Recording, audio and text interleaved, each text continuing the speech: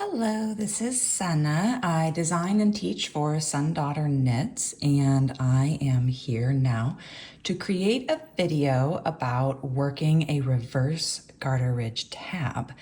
So, in order to do that, I've made this very cute baby shawl. Isn't she adorable? We're gonna talk a little bit about bottom-up shawls. This shawl was worked bottom up. It was cast on with the pink yarn. So I did that in another color just so you could see that cast on edge very clearly. And then shaped with decreases up until we only have 9 stitches left. So we're gonna talk about bottom-up shawls briefly. We're gonna talk about the challenges that are inherent with those. And then the fix for that, which I have found, is the Reverse Garter Ridge Tab. And in order to understand a Reverse Garter Ridge Tab and how to work it, it's very important that we also have a strong foundation in the traditional Garter Ridge Tab. So we're gonna review that quickly, and this is not gonna be a lesson for that. There's an SDK blog post about that. There's another SDK YouTube video. You can run over and watch those. I will link them in the this is YouTube, in the caption, Okay, and then after we do all of that, we are going to go ahead and work this reverse garter ridge tab. So let's get going. First, let's talk about why I love bottom-up shawls so much. So traditionally, when we cast on a shawl in the center here and start working in a triangle with increases and growing, by the time we get down to the bottom, we can have hundreds, plural hundreds, 300 even stitches to work in each row. And I am usually pretty excited to work on a shawl in the beginning, but by the time I get 700 yards in, my excitement shifts from being excited to work on it to being excited to be done.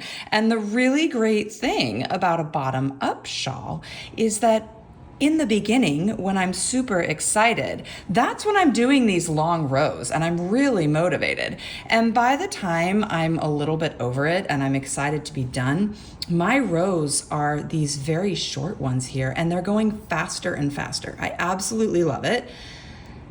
Until I would get to this point and I'm running into trouble because I have this beautiful garter ridge border on my shawl. It's created by knitting 2 stitches from the right side. Whoops, focus, you can do it. There we go. Knitting 2 stitches from the right side and then on a slip knit. And then over here, this is a knit 2 together. There's a center stitch and a knit 2 together. And I just, in this pattern, chose to make 3 purl stitches for a spine. But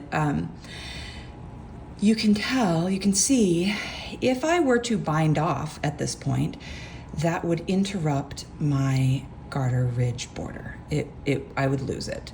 And I don't want to do that. So I actually stayed awake at night trying to figure this out. Not like stayed awake like one more row stayed awake like woke up at 2 in the morning and couldn't stop thinking about it, stayed awake. And I finally realized that the answer lies in reversing the garter ridge tab.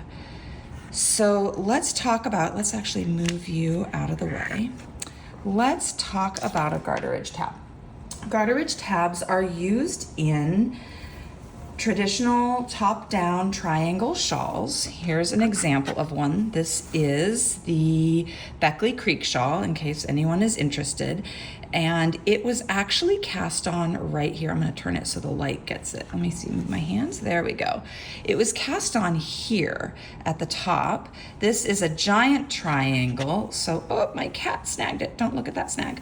It's a giant triangle. So this is one wing. It comes out the other wing, and then it comes up to a giant triangle. And that triangle was created by increasing on each side of the spine and then increasing on each edge of the wing.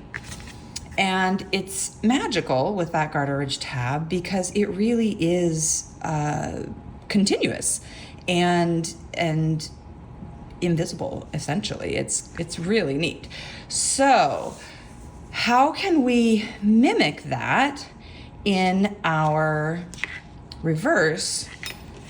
Let's talk about how a Garter Ridge tab is made.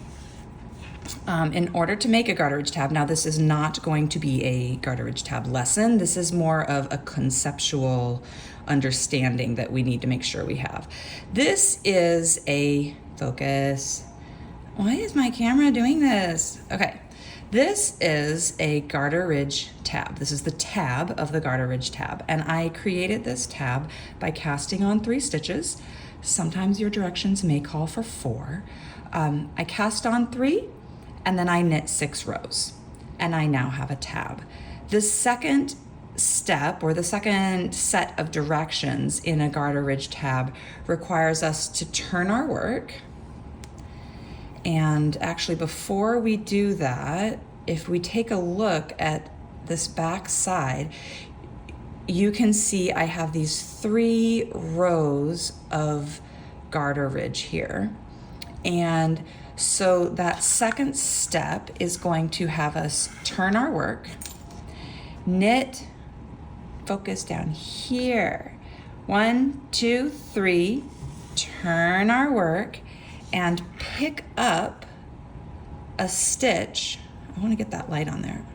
For each of the Garter Ridge bumps. Focus. Oh my goodness, I need to like lock it on my phone. I'm sorry. Here we go. Pick up a stitch for each of these bumps, turn it one more time, and pick up a stitch for the cast on, 1 for each cast on. And I actually am going to show us on paper here how that looks. Let me make it focus on my paper down here. Focus down there. Okay, so let's say we have 3 stitches cast on. And these are on our needles, right? So we already have these stitches essentially knit. We're gonna work 6 rows. That's 1, 2, 3, 4, 5, 6. That's the tab I just showed you. Now, if we think about this, and we turn it around to the wrong side, excuse me, this is gonna be a purl bump, right? Because when you knit from the wrong side, from the right side, it appears as a purl bump. This will be a, do I have that wrong? This will be a purl bump. This will be a purl bump, and this will be a purl bump. And these are our 3 stitches on the needles. So I'm going to turn my work to the other side. I'm gonna knit these 3 stitches, 1, 2, 3, turn my work, pick up a stitch for each of these Garter Ridge bumps. I feel like the camera's moving. Turn my work, pick up a stitch for each of these cast on stitches. And what that means is I now have 1, 2, 3, 4, 5, 6, 7, 8, 9 stitches. And I can begin working them back and forth. And as I increase, if this is my spine and I'm increasing on each side of it, it's going to begin to take on a triangle shape. So, okay, we've got the Garter Ridge tab concept down, right? Let's move on to reversing that. So, if we look at where we are here, let's move you out of the way now. Don't need all those extras. If we look at where we are here, this is essentially the same spot as where we were after we picked up those 9 stitches. I have 9 stitches, 1, 2, 3, 4, 5, 6, 7, 8, 9. And if I reorganize this briefly, okay, so I cut out the part where I was fiddling with all those wires. But if we take a look at this, you can see that this is the 9 stitches that I have here. Is this right? Yep. So here are the 9 stitches, here are the 9 stitches, and it's missing the tab. So our job, I don't like there we go. Our job is to create that tab. And we are going to do that by knitting 1, 2, and then we're gonna slip knit, and we're going to join this because remember this garter ridge edge here was created by knitting 2, slip knit. So we're just going to continue that so that visually it continues along. We're gonna do it 3 times, and then we're going to graft the stitches together with their mates on the other side. So let's do it. Okay, let me zoom back out. Put everybody back on the needles. Okay. So, and honestly, it doesn't matter if you are working, if you're holding the yarn continental or you're holding the yarn, whatever the other style is, right hand or left hand. It's still, I'm knitting 2, focus, and now I'm going to slip, lock that in right there so it stops getting blurry, and knit these 2 together. Now I've got to get back to the outside, so I'm going to turn my work around and knit back to the outside.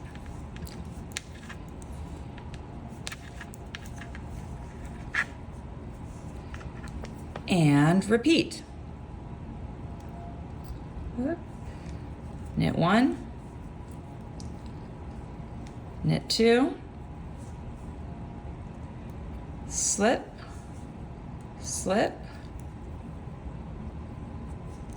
knit. There we go. You can see that slip knit very clearly there. Working my way back out to the outside. 1, 2, 3. Quick pro tip, an issue with the Garter Ridge tab and the Reverse Garter Ridge tab is there are more rows, because we have to work our way back out to the outside. We actually have an extra row, and there can be kind of a little bump, and I do sometimes shift to a smaller needle when working the tab itself. I'm not doing that here for clarity, but that can help both for the Garter Ridge tab and the tab part of the Garter Ridge tab and the Reverse Garter Ridge tab. So I knit 2, this is my last one. Knit 2, slip, knit. There we go. And now each of these stitches has a mate.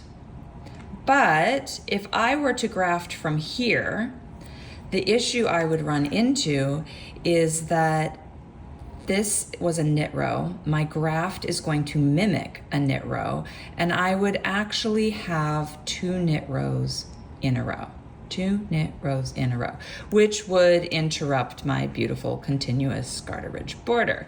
So we do have to work our way back out to the outside. 1, 2, and 3. Okay. There we go. Okay. Now, you can peek here and see that each stitch, oh, focus down there now. There we go. Each stitch will have a mate. Yeah. These are kind of grunched together, but there's 3. Grunch, that's a word. Okay. And I'm not sure if you saw what I did there. That was pretty fancy. If you've ever worked a magic loop, in order to do the graft, we have to reorganize the stitches because we have to access these outer stitches. So similar to a magic loop, we're going to pinch the wire right here in the center. So I have 3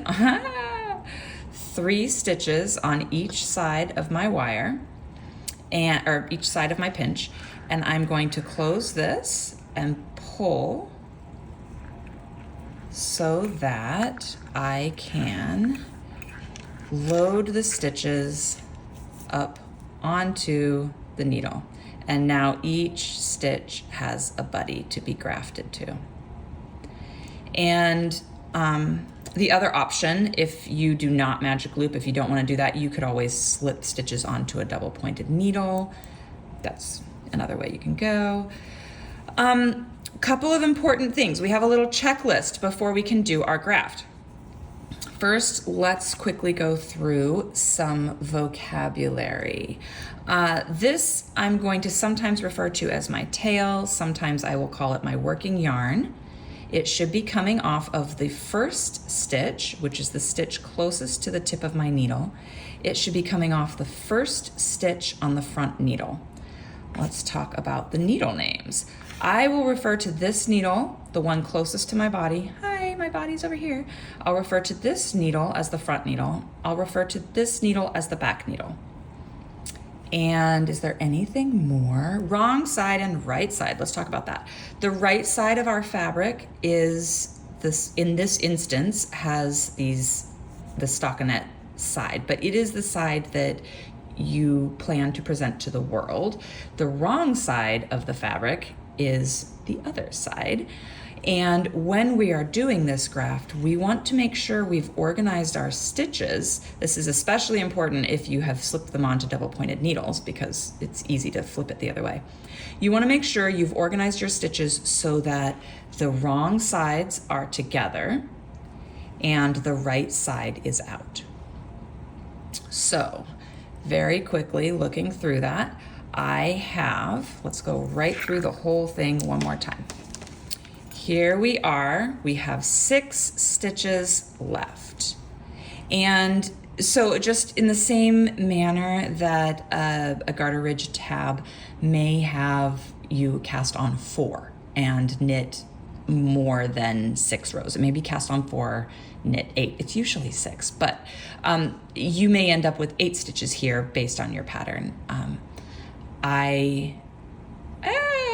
I've actually never seen the garter ridge tab before. I made this up as far as I know, and I have only designed with 6 stitches in the end, but that's not to say that couldn't happen with more. So, but here we are with 6 stitches. We are going to divide them into 2 groups of 3 and pinch the wire between them.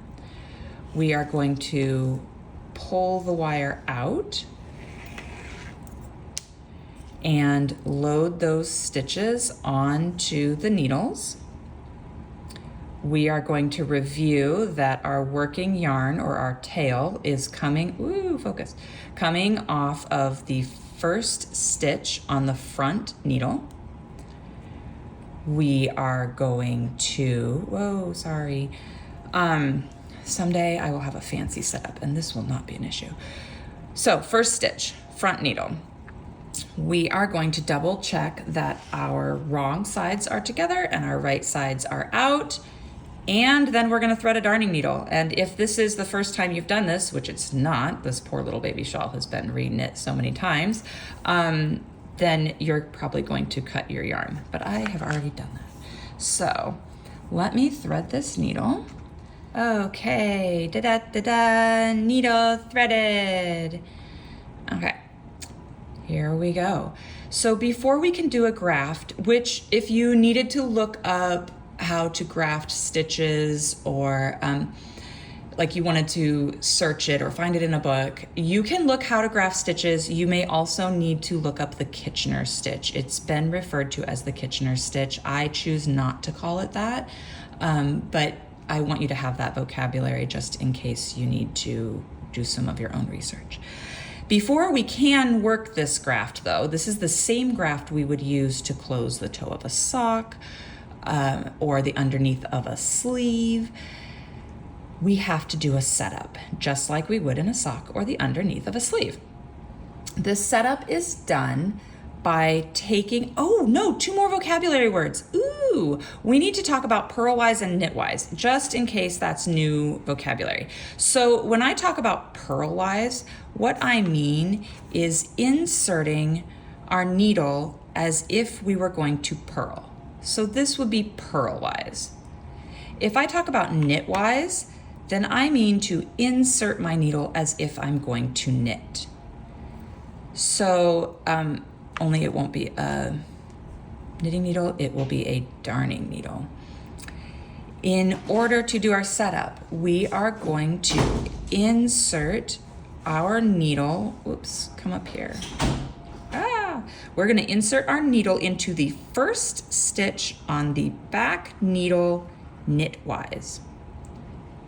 And if you take a peek, I have my darning needle underneath my front needle and my back needle here. And I do that intentionally because, and I'm sewing through, if you look at this bit right here, I want it to come underneath the needles. There we go. That's why I went underneath the needle. And I am holding that first stitch on with my index finger so that it doesn't fall off. And now I have to set up the first stitch on the front needle, which I'm going to do by inserting my darning needle purlwise and sewing through. Also using my index finger. Ooh, trying to look through the camera. Also coming underneath the needles. There we go.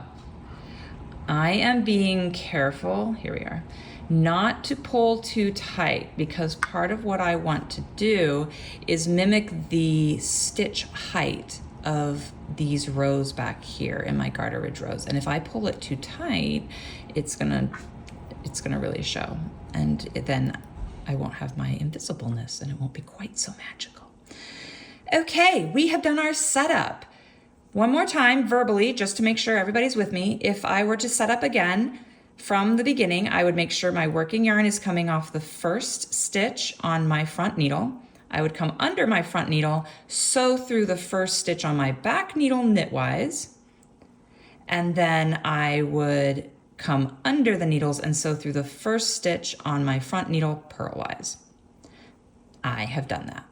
So let's get on to the actual graft. I am again coming under the needles, and I am going to sew through the first stitch on my back needle purlwise, and I'm gonna bump him off. Bye-bye, first stitch. Ba-doop. I'm not gonna pull this tight because, not yet, because my next step is to sew through the subsequent stitch on the back needle knitwise. So if you look, I'm entering this next stitch on the back needle knitwise, my new first stitch on the back needle. I'm using my tall man here to stop him from falling off. There we go. Now I'm going to come under the needles to the front. I'm going to sew through the first stitch on my front needle knitwise, hop off, and through the next stitch on my front needle purlwise, but I'm going to stay on. Okay. And I have a habit of working very, very, very near the tip. I find it easier to access the stitches that way, but it's also living on the edge is dangerous. Okay, here we go. One more time. So we now have only 4 stitches. We are going to sew through the first stitch on the back needle purlwise. And again, I'm coming underneath those needles. And hop off. And sew through the next stitch on the back needle knitwise.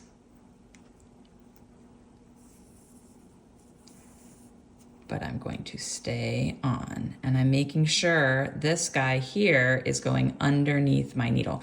The reason I'm stressing that so much is because if you go over the needle, you'll make a yarn over, and we don't want that. We want to keep our lives simple.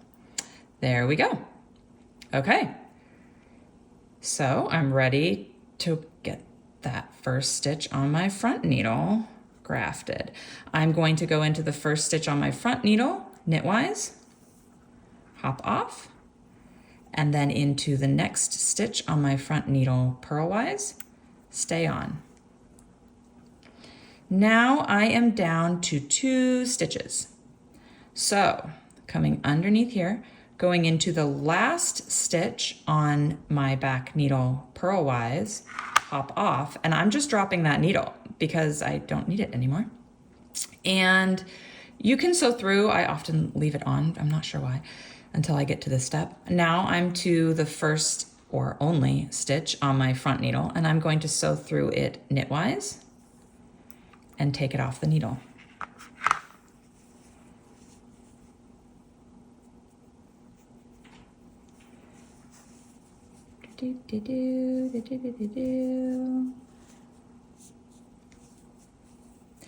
So I'm gonna, when I'm blocking this, go through and kind of even out these a little bit because it's only 3 stitches. The other thing is mine looks a little rough because I have, I split for the, I pulled my cable through so many times that stretches this out. This poor baby shawl has been knit so many times. She's been grafted so many times. You guys go over there. But in the meantime, you can see we have, oh, and here's you can really see it here. A minute ago, I was talking about how sometimes I go down a needle size, both for the Garter Ridge Tab cast on and for the Reverse Garter Ridge Tab. Because do you see how it's making just this little bump here? And that has to do with more rows worked relative to the number of stitches worked.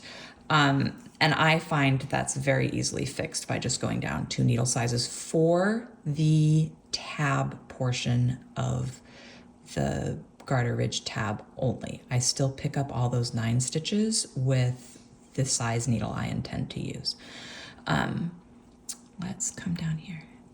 There, yay, she's so pretty.